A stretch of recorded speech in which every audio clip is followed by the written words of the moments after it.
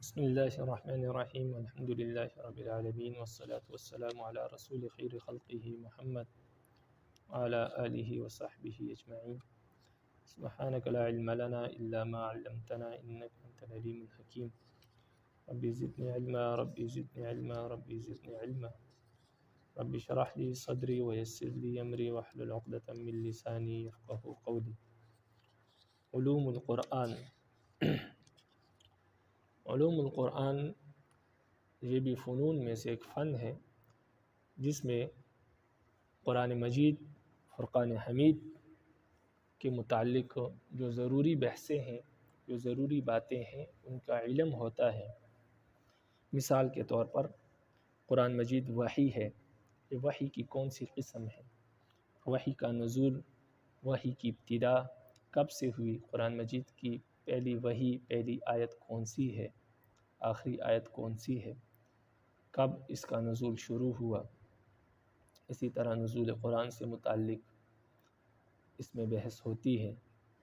اسی طرح ناسخ اور منسوخ کے بارے میں اس علم میں بحث ہوتی ہے کہ کون سی آیت قرآن مجید کی ناسخ ہے، کون سی منسوخ ہے، کون سی پہلے نازل ہوئی تاریخ کے اعتبار سے، کون سی آیت بعد میں نازل ہوئی۔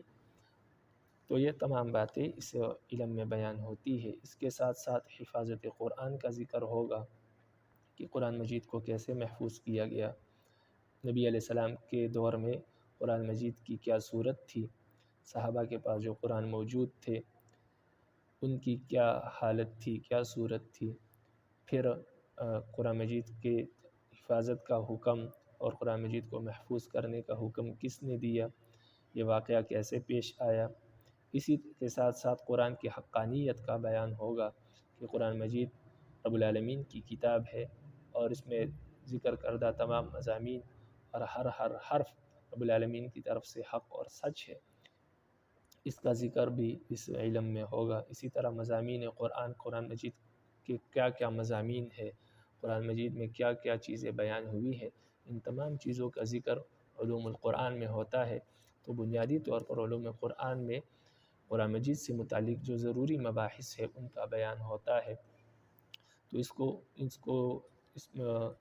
فن کو اس لیے علوم القرآن کہتے ہیں، یعنی قرآن کے جو مختلف علوم ہیں، قرآن تو علوم کا خزانہ ہے، تو ان علوم کے بارے میں بحث ہوتی ہے اس علم میں، اس لیے اس کو علوم القرآن کہتے ہیں۔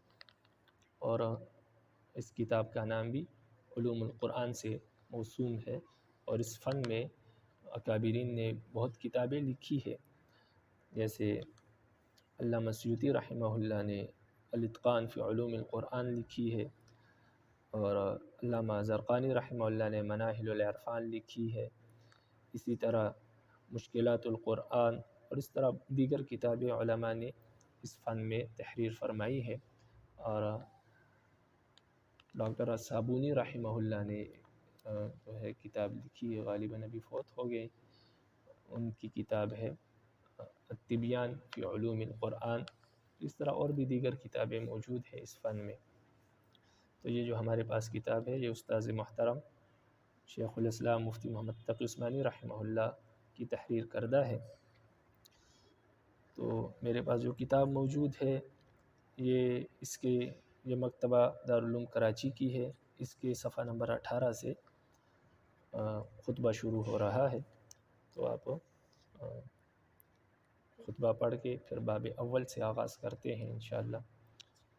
تو آپ خطبہ سنیں۔ الحمدللہ رب العالمین، تمام تعریف اللہ ہی کے لیے ہے جو کہ تمام جہانوں کا پالنہار ہے۔ والصلاة والسلام علی سیدنا و مولانا محمد وعلی آلہ واصحابہ اجمعین علی کل من تبعہم بإحسان الی یوم الدین۔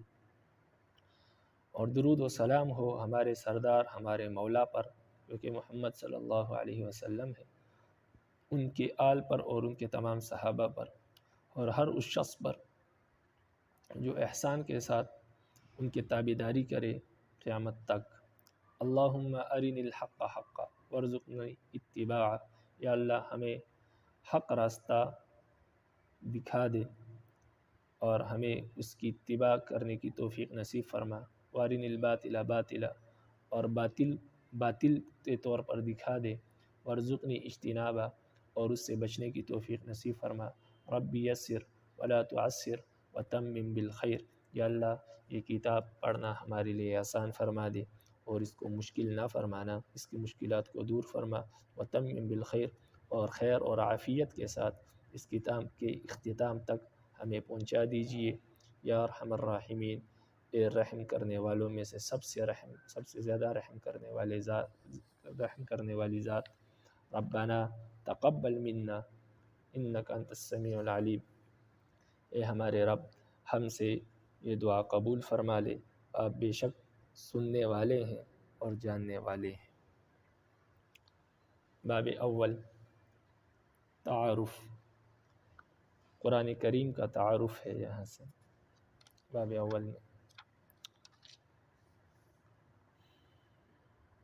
قرآن کریم کا نام اور وجہ تسمیہ۔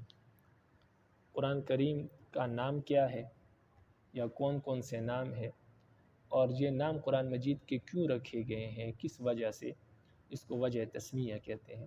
یعنی یہ نام کیوں رکھا گیا، اس کو وجہ تسمیہ کہتے ہیں۔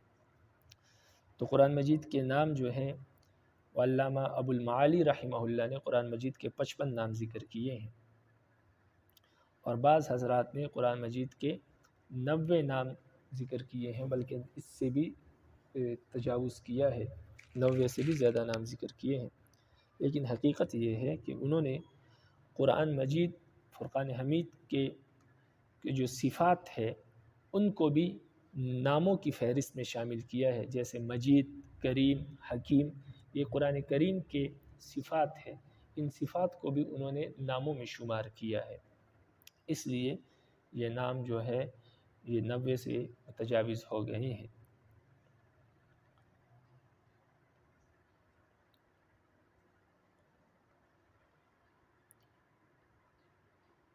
قرآن کریم اور فرقان حمید کے اصل میں کل 5 نام ہیں،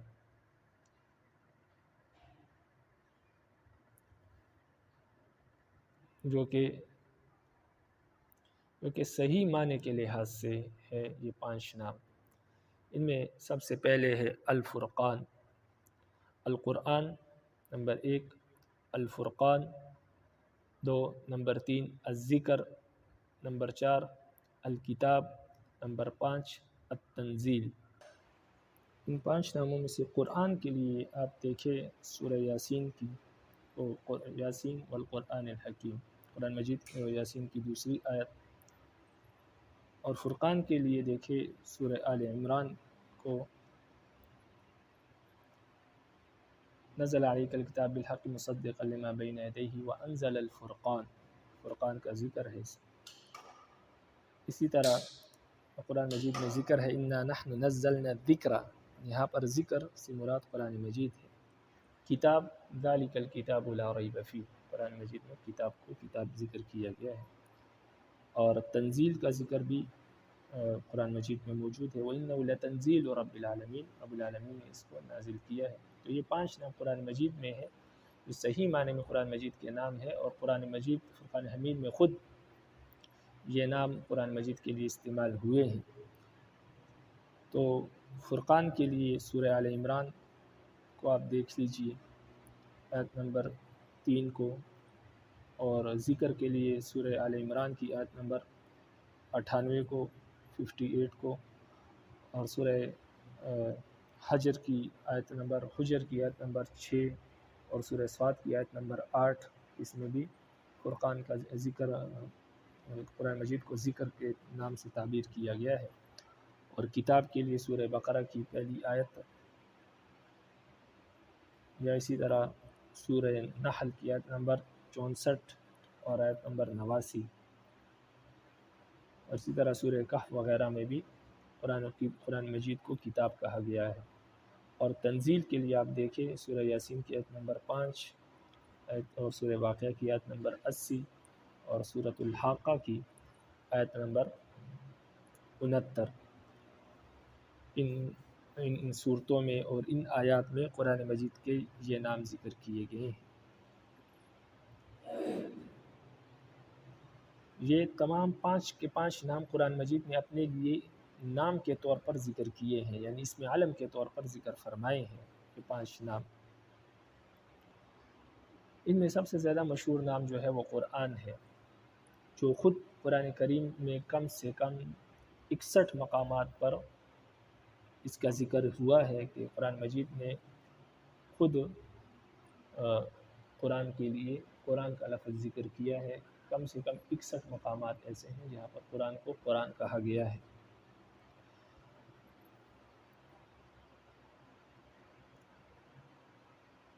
یہ حوالے کے لیے آپ دیکھیں فتح الرحمن لطالب آیات القرآن، جس میں یہ موجود ہے کہ 61 مقامات موجود ہیں جہاں پر قرآن کو قرآن کہا گیا ہے۔ قرآن کا اصل اور مصدر کیا ہے، قرآن کا اصل کیا ہے، قرآن کہاں سے مشتق ہے؟ تو قرآن جو ہے یہ دراصل قرأ یقرأ سے نکلا ہے، جس کے لغوی معنی ہے جمع کرنا۔ پھر یہ لفظ پڑھنے کے معنی میں بھی اس لیے استعمال ہونے لگا کہ جب انسان پڑھتا ہے تو اس میں حروف اور کلمات کو جمع کیا جاتا ہے، حروف اور کلمات کو جمع کر کے پڑھا جاتا ہے، اس وجہ سے یہ بعد میں پڑھنے کے لیے بھی استعمال ہونے لگا۔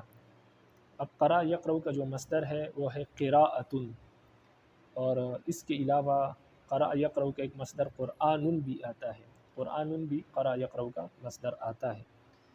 چنانچہ ارشاد باری تعالیٰ ہے سورہ قیامہ میں آیت نمبر 17 پر، ان علینا جمعہ و قرآن، کہ یقین رکھو کہ اس قرآن کو یاد کرانا اور اس کو پڑھوانا یہ ہماری ذمہ داری ہے۔ یعنی نبی علیہ السلام کو رب العالمین نے فرمایا کہ آپ جب وحی آپ پر نازل ہو تو آپ ساتھ ساتھ وحی کو دہرایا نہ کریں بلکہ سنا کریں، اس لیے کہ اس کا جمع کرنا، آپ کو یاد کرنا اور پھر آپ کی زبان سے پڑھوانا یہ ہماری ذمہ داری ہے۔ اور ساتھ یہ بات بھی یاد رکھے کہ مصدر جس طرح عربی میں اس میں فاعل کے لیے استعمال ہوتا ہے کبھی کبھار، جیسے پڑھنا قرآن کا مصدر ہے، اس کا معنی ہے پڑھنا، تو کبھی کبھار یہ مفعول کے معنی میں بھی استعمال ہوتا ہے، اس میں مفعول کے معنی میں بھی اس کو استعمال کیا جاتا ہے۔ تو یہاں پر قرآن جو ہم نے قرآن کا نام استعمال کیا ہے، قرآن کو جو قرآن کہتے ہیں، تو یہاں پر یہ قرآن جو ہے یہ مصدر ہے لیکن اس میں مفعول کے معنی میں ہے، یعنی پڑھنا نہیں، پڑھا جانا، وہ کتاب جو پڑھی جاتی ہے، وہ کتاب جو پڑھتے ہیں نہیں بلکہ وہ کتاب جو پڑھی جاتی ہے۔ تو یہاں پر اس میں مفعول کے معنی میں ہے، اس میں فاعل کے معنی میں نہیں ہے۔ تو یہ ہے مصدر کبھی کبھار اس میں فاعل کے معنی میں استعمال ہوتا ہے، کبھی اس میں مفعول کے معنی میں استعمال ہوتا ہے، لیکن جو قرآن ہے یہ اس میں مفعول کے معنی میں اکثر طور پر استعمال ہوتا ہے، کیونکہ اس کا معنی ہے وہ کتاب جو پڑھی جاتی ہے۔ پھر قرآن مجید کے بہت سے قرآن مجید کو جو قرآن کہتے ہیں، اس کی وجہ تسمیہ کیا ہے، قرآن کو قرآن کیوں کہتے ہیں؟ تو اصل میں یہ مشرکین عرب جو تھے ان کی تردید کے طور پر قرآن کا نام قرآن رکھا گیا، کیونکہ وہ کہتے تھے کہ لا تسمعوا لهذا القرآن والغوا فیہ، یہ کتاب جب پڑھی جائے تو اس کو نہ سنا کرو، والغوا فیہ، اور یہ کتاب جب پڑھی جائے تو اس وقت تم شور و غل مچایا کرو، یعنی شور کیا کرو تاکہ یہ قرآن کی آواز آپ کے کانوں تک نہ پہنچے۔ تو قرآن مجید میں ان لوگوں نے قرآن کے لیے لفظ قرآن استعمال کیا کہ یہ کتاب جب پڑھی جاتی ہے آپ اس کو نہ سنا کریں، تو اللہ تعالیٰ نے ان کی اس قول کی تردید میں اس قرآن کا نام ہی قرآن رکھ دیا، کہ یہ قرآن کا نام قرآن رکھ دیا اور کہا دیا کہ یہ قرآن جب پڑھا جائے وَإِذَا قُرِئَ الْقُرْآنُ فَاسْتَمِعُوا لَهُ وَأَنصِتُوا، جب قرآن پڑھا جائے تو خاموش رہو اور سنا کرو، اور پھر اس کا نام قرآن ہی رکھ دیا کہ سب سے زیادہ پڑھی جانے والی کتاب۔ اور کفار کو بتا دیا کہ آپ کے ان اوچھے ہتھ کنڈوں سے یہ قرآن دبایا نہیں جا سکتا، یہ کتاب پڑھنے کے لیے نازل ہوئی ہے اور قیامت تک انشاءاللہ پڑھی جائے گی، تو اس لیے قرآن کو قرآن کہتے ہیں۔ یہ تو قرآن کی لغوی تحقیق تھی۔ قرآن کی اصطلاحی تعریف کیا ہے؟ یہ تو قرآن کی لغوی تعریف تھی، قرآن کی اصطلاحی تعریف کیا ہے، قرآن کسے کہتے ہیں؟ تو قرآن کی اصطلاحی تعریف یہ ہے کہ القرآن المنزل علی الرسول المکتوب فی المصاحف المنقول الینا نقلا متواترا بلا شبہۃ۔ قرآن اللہ تعالیٰ کا وہ کتاب ہے، وہ کلام ہے جو محمد رسول اللہ صلی اللہ علیہ وسلم پر نازل ہوا، مصاحف میں لکھا گیا ہے، یعنی دو گتوں کے درمیان میں وہ لکھا گیا ہے، اور آپ صلی اللہ علیہ وسلم کے بغیر، آپ صلی اللہ علیہ وسلم سے بغیر کسی شک و شبہ کے تواتر کے ساتھ ہم تک پہنچا ہے۔ یہ قرآن کی وہ تعریف ہے جس پر تمام اہل علم متفق ہے اور اس میں کسی کا اختلاف نہیں ہے۔ تو المنزل علی الرسول، ہم نے کہا قرآن یہ اس میں جنس ہے، المنزل علی الرسول جو نبی علیہ السلام پر نازل ہوئی، اس میں تورات انجیل وغیرہ نکل گئی، کیونکہ نبی علیہ السلام پر ایک ہی کتاب نازل ہوئی، تو لیکن حدیث اس سے نہیں نکلی۔ جب ہم نے کہا کہ المکتوب فی المصاحف، جو ہم تک جو مصاحف میں لکھا گیا ہے، تو اس سے احادیث نکل گئی۔ اب ہم نے کہا المنقول الینا نقلا متواترا بلا شبہ، جو ہم تک تواتر کے ساتھ پہنچا ہے، تو اس سے شاذ قراتیں نکل گئی۔ تو یہ قرآن مجید کی اصطلاحی تعریف ہے۔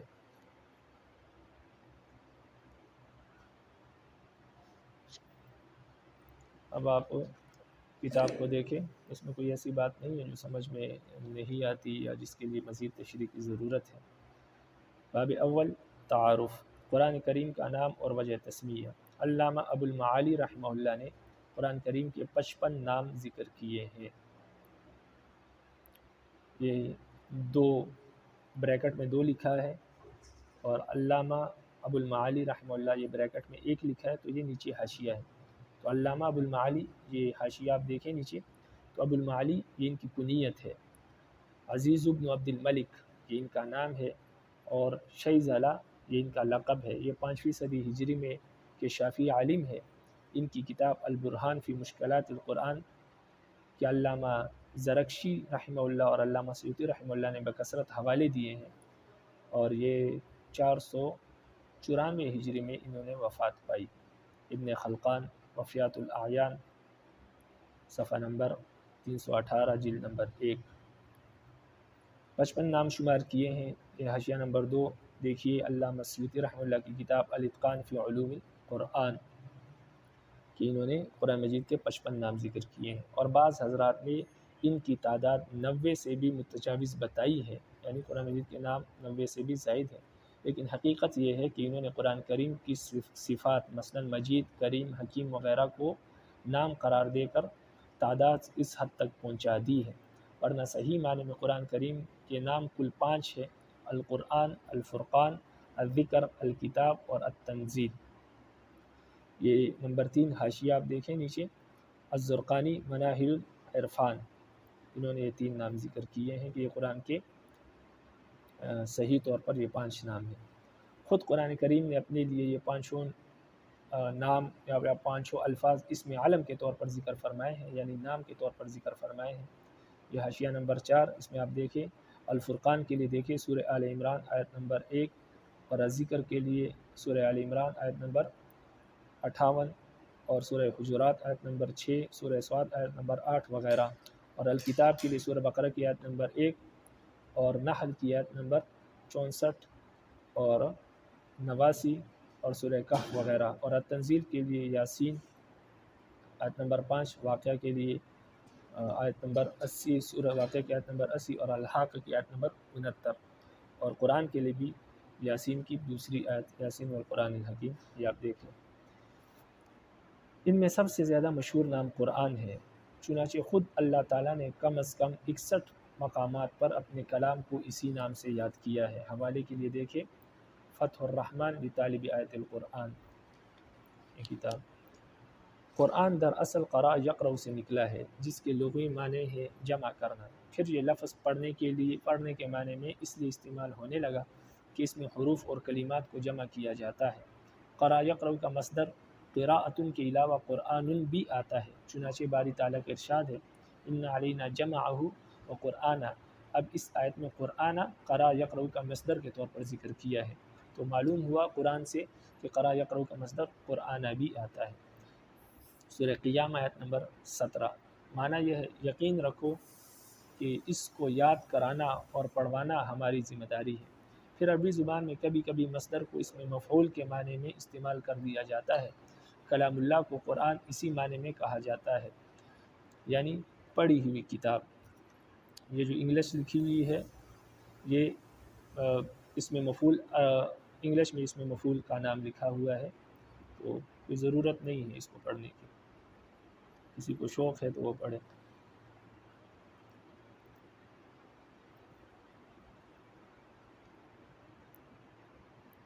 اب یہ حاشیہ نمبر 2 آپ دیکھیں تو اس میں لکھا ہے کہ اس لفظ کی اشتقاق میں اور بھی کئی اقوال ہیں، یعنی یہ لفظ کہاں سے نکلا ہے؟ قرأ یقرأ، بعض نے کہا کہ قرآن قرأنا یقرأ سے نکلا ہے، تو اس میں اور بھی کئی الفاظ ہیں لیکن وہ تکلف سے خالی نہیں، اور وہ تفصیل اگر کسی نے دیکھنی ہے تو دیکھ لے الاتقان فی علوم القرآن، اور اسی طرح مناہل العرفان۔ تو الاتقان کا صفحہ نمبر 52 جلد نمبر 1 اور مناہل العرفان کا صفحہ نمبر 7 جلد نمبر 1 دیکھ لیں۔ قرآن کی بہت سی وجوہ تسمیہ بیان کی گئی ہے۔ زیادہ راجح یہ معلوم ہوتا ہے کہ کتاب اللہ کا یہ نام کفار عرب کی تردید میں رکھا گیا ہے۔ وہ کہا کرتے تھے لا تسمعوا لهذا القرآن والغوا فیہ، سورہ حامیم سجدہ آیت نمبر 26۔ اس قرآن کو سنو ہی نہیں اور اس کے بیچ میں غل مچا دیا کرو، یعنی شور مچا دیا کرو۔ ان کفار کے علی الرغم میں، یعنی ان کفار کی مخالفت میں یہ نام رکھ کر اشارہ فرما دیا گیا کہ قرآن کریم کی دعوت کو ان اوچھے ہتھ کنڈوں سے دبایا نہیں جا سکتا۔ یہ کتاب پڑھنے کے لیے نازل ہوئی ہے اور قیامت تک پڑھی جاتی رہے گی۔ چنانچہ یہ ایک مسلمہ حقیقت ہے کہ قرآن کریم ساری دنیا میں سب سے زیادہ پڑھی جانے والی کتاب ہے۔ بہرکیف قرآن کریم کی اصطلاحی تعریف ان الفاظ میں کی گئی ہے: المنزل علی الرسول، المکتوب فی المصاحف، المنقول الینا نقلا متواترا بلا شبہ۔ اللہ تعالیٰ کا وہ کلام جو محمد رسول اللہ صلی اللہ علیہ وسلم پر نازل ہوا، مصاحف میں لکھا گیا اور آپ صلی اللہ علیہ وسلم سے بغیر کسی شبہ کے تواتراً منقول ہے۔ یہ تعریف التوضیح مع التلویح، یعنی توضیح تلویح میں یہ تعریف ذکر کی گئی ہے، جو کہ درس نظامی کی سب سے مشکل ترین کتاب ہے۔ یہ تعریف تمام اہل علم کے درمیان متفق علیہ ہے اور اس میں کسی کا اختلاف نہیں ہے۔ رب العالمین عمل کی توفیق نصیب فرمائے۔